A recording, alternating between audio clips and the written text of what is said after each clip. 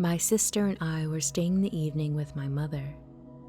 She lived in one of those creepy old farmhouses in the country. We had been there on several occasions and never had anything out of the ordinary happen. I'm a smoker, and one night it was really cold and I didn't want to stand outside. My sister and I decided to go down into the basement and sit by the wood burner to keep warm. Next to the room where we were sitting was a closet-sized room that was once used as a fruit cellar. That small room's shelves were lined with dusty old canning jars. My sister and I were talking when we heard a very odd little commotion in that room.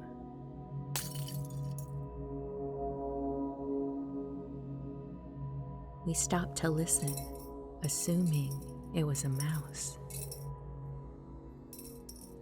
We could hear the jars being moved slightly.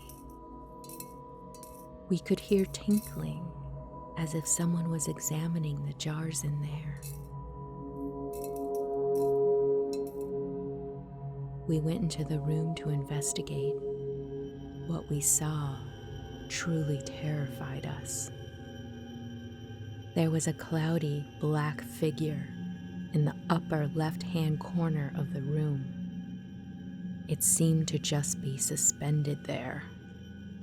We wanted to flee the room, but we were unable to move. It was as if we were frozen or held against our will. The figure seemed to be looking at the jars, but it never moved. It didn't have the form of a body, almost like a shadow of blackness, very thick blackness. We finally turned and ran from the basement, and to this day will not go back into her home. I found this very scary and something I never believed in. Now, I have to believe.